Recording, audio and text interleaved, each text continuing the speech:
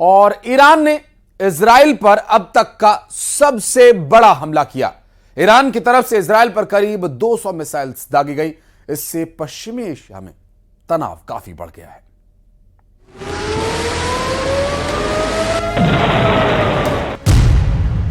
Iran का Israel पर बड़ा हमला। तेल अवीव पर ईरान का ताबड़तोड़ हमला।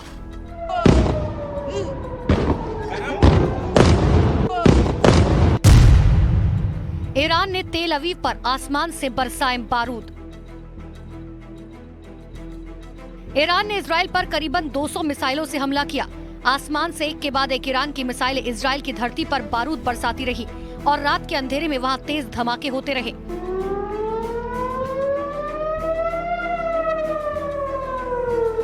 ईरान ने चुन चुनकर इजराइल के महत्वपूर्ण ठिकानों को निशाना बनाया।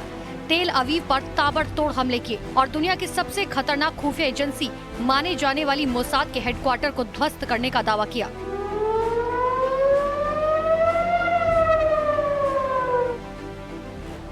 ईरान का यह भी दावा है कि उसने इजराइल के परमाणु रिएक्टर को निशाना बनाने की कोशिश की। ईरान ने इजराइल पर इतनी मिसाइलें बरसाई जिसके बारे में कभी किसी ने सोचा नहीं होगा। इजराइल पर हुए हमले के बाद प्रधानमंत्री नेतन्याहू की प्रतिक्रिया सामने आई। उन्होंने ईरान को सख्त चेतावनी दी। התמיכתה במאמץ ההגנה שלנו. איראן עשתה הערב טעות גדולה, והיא תשלם על כך. המשטר באיראן לא מבין את נחישותנו להגן על עצמנו, ואת נחישותנו לגמול לאויבינו. סינואר ודף לא הבינו זאת, נסראללה ומוחסן לא הבינו זאת. नेतन्याहू ने अपने इरादे जाहिर कर दिए, यानी साफ है कि हमले का बदला लेने के लिए इजराइल भी ईरान पर बड़ा हमला करेगा। इजराइल की सेना ने भी साफ कर दिया कि हमला कहां होगा, इसका फैसला इजराइल करेगा। एक दिन पहले इजराइल के प्रधानमंत्री बेन्यामिन नेतन्याहू ने ईरान की जनता को संबोधित किया था। इस दौरान उन्होंने ईरान के शासन की आलोचना की थी। उन्होंने ईरान को चेतावनी देते हुए कहा था कि इजराइल अपने देश और अपने लोगों की रक्षा के लिए कहीं भी जा सकता है। There is nowhere in the Middle East Israel cannot reach. There is nowhere we will not go to protect our people and protect our country. With every passing moment, the regime is bringing you, the noble Persian people, closer to the abyss. The vast majority of Iranians know their regime doesn't care a whit about them. If it did care, if it cared about you, it would stop wasting billions of dollars on futile wars across the Middle East. It would start improving your lives. और Netanyahu के संबोधन के 24 घंटे पूरा होते ही Iran ने Israel पर मिसाइलों की बरसात कर दी, जिसके बाद पूरे इजराइल में हवाई हमले के सायरन बजने लगे।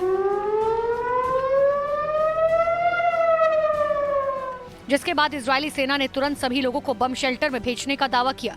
हालांकि इस हमले में इजराइल को ज्यादा नुकसान होने की खबर नहीं है, इसलिए कहा यह भी जा रहा है कि ईरान ने यह हमला सिर्फ अपने अहम को संतुष्ट करने के लिए किया था।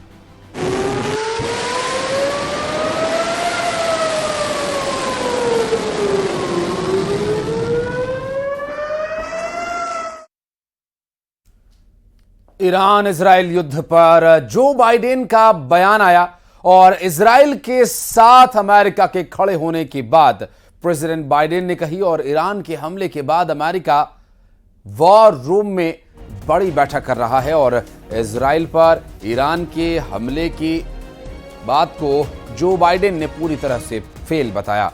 ईरान को हमले का अंजाम भी भुगतना होगा, जो बाइडेन ने कहा, और साथ ही इजराइल की मदद के लिए भी अमेरिका तैयार है। इजराइल और ईरान के युद्ध पर अमेरिका की पूरी नजर बनी हुई है। The United States military actively supported the defense of Israel, and we're still assessing the impact. But based on what we know now, the attack appears to have been defeated and ineffective. And this is testament to Israeli military capability and U.S. military.